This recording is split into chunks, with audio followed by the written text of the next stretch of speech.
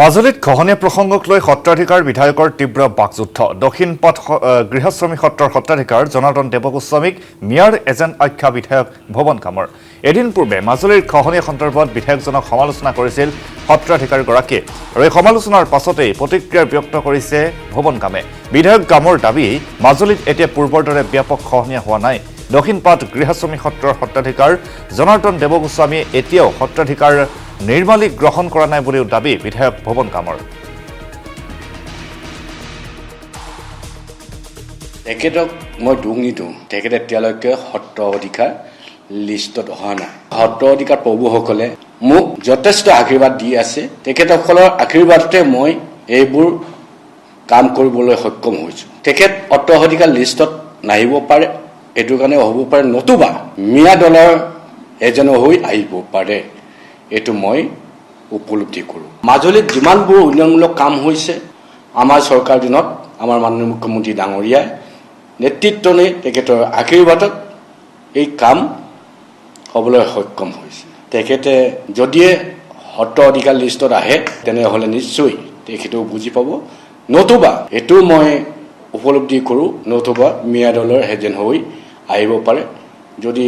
Agent হৈ আহিলে অলপ অসুবিধা হয় তেনেকৈ মাজুলী ছাত্ৰখানে মিয়া দলৰ এজেণ্ট নহ'বৰ বাবে অনুৰোধ মোৰ থাকিল ইফালে মিয়াৰ এজেণ্ট বুলি প্ৰমাণ দিবলৈ বিধায়ক ভৱন কামক 3 দিনৰ সময়সীমা বান্ধি দিছে দক্ষিণপাট গৃহশ্ৰমী সত্ৰৰ সত্ৰাধিকাৰ জনাৰ্দন দেৱগোস্বামী ভৱন কাম ডাঙৰীয়াই আমাক মিয়াৰ এজেণ্ট বুলি উল্লেখ কৰিছে আমাৰ হাঁহি উঠিছে আপোনালোকে জানে যে আমি 2000 চনৰ পৰা সনাতন ধৰ্ম সংস্কৃতি সংৰক্ষণ সংবৰ্ধনৰ কাৰণে আমি কাম কৰি আহিছোঁ ভৱন কাম ডাঙৰীয়াই আমাক মিয়াৰ এজেণ্ট বুলি ক'লে আমি সেইটো বুজিব পৰা নাই ভৱন কাম ডাঙৰীয়াই আমাক মিয়া বুলি প্ৰমাণ কৰিব নোৱাৰিব তেতিয়ালৈকে আমি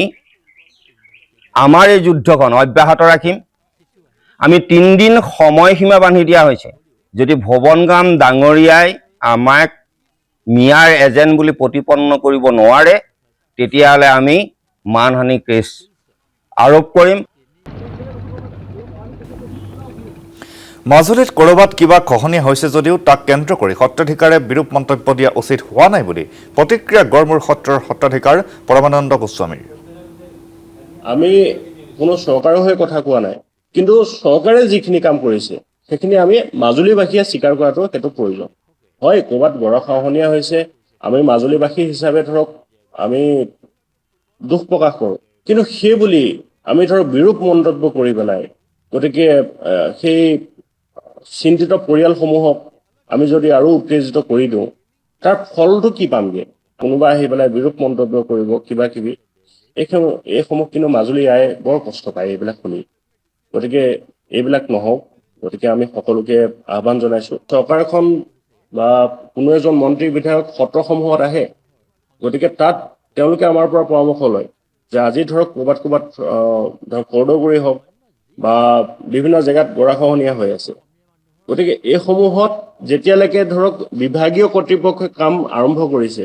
তাৰ পাছৰ পৰাতো কিছু সংখ্যক হ'লেও অকণমান তাৰ সেই খহনীয়া কমিছে গতিকে নকমাও নহয় বা খহনীয়া নপৰাও নহয় কিন্তু তাত উত্তেজিত কৰি পেলাই লাভ নাই আমি সেই খহনীয়াসমূহ কিদৰে প্ৰতিৰোধ কৰিব পাৰিম তাৰ কিছু আলোচনা কৰি পেলাই ধৰক এটা যদি আমি চৰকাৰখনক এটা নতুন বাৰ্তা দিব পাৰোঁ একেদৰে খহনীয়া সন্দৰ্ভত বৰ্তমানৰ চৰকাৰৰ কাম পূৰ্বৰ চৰকাৰৰ কামৰ আকাশ পাতাল পাৰ্থক্য আছে বুলি বিধায়কগৰাকীৰ পক্ষত মন্তব্য আধাৰ সত্ৰৰ সত্ৰাধিকাৰ মহেশ গোস্বামীৰ জনাৰ্দন গোস্বামী এই বিষয়ত আমাক লগ লৈছিলে আমি ক'লোঁ যে আমাৰ বিশেষ কাম আছে যাব নোৱাৰিম কাৰণ আৰু এইবিলাকলৈ গৈ এটা লাভ নাই কি আমি খহনীয়াত কিছু মানুহ পতিত হৈছে তেওঁলোকক আমি কিবা এটা দিব পাৰিম নে নোৱাৰিম মই 74 পৰা ৰাজহুৱা কামত প্ৰায়ে লাগি থাকোঁ আৰু সেই সময়ে চৰকাৰে আমাক কি কৰিলে আৰু বৰ্তমান চৰকাৰে কি কৰিছে এটা আকাশ পাতল এটা পাৰ্থক্য হৈছে বিজেপি চৰকাৰখনে ঘৰত বহি থাকিয়ে আমাক ইয়াত ডিষ্ট্ৰিক্টটো দি গ'ল END PWDকে আদি কৰি যিমানখিনি অনগ্ৰসৰ মানে মাথাউৰি বা কিবা আছিলে সমস্তখিনি মানে এতিয়া ৰাইজে একেবাৰে চাইকেল চলাই ইয়াৰ পৰা ডিব্ৰুগড়লৈ যাব পৰা ব্যৱস্থা কৰিলে আৰু এই সত্য কথাটোক মানে ঢাকন দি অন্য কোনোবাই কিবা বিৰূপ মন্তব্য কৰিব পাৰে, কিন্তু এইটোৱে কেতিয়াও মানে সঁচাটোক ঢাকিব নোৱাৰে। আৰু বিধায়কটো তালৈ গৈছে আৰু প্ৰটেকশ্যনৰ কাৰণে তেওঁ জলসম্পদক দস্তুৰমত দায়িত্ব দিছে। গতিকে আজি গাঁও এখন বিচ্ছিন্ন হোৱাটো আমাৰ কাৰণে দুখজনক বিষয় হ'ব। গতিকে এইটো প্ৰটেকশ্যন ল'বলৈ প্ৰটেকশ্যনৰ কাৰণে আমি জোৰ কৰিব লাগে। আমি কাৰোবাৰ বদনাম গালেতো এইটো সুবিধা নহ'ব, গতিকে কাম নহ'ব।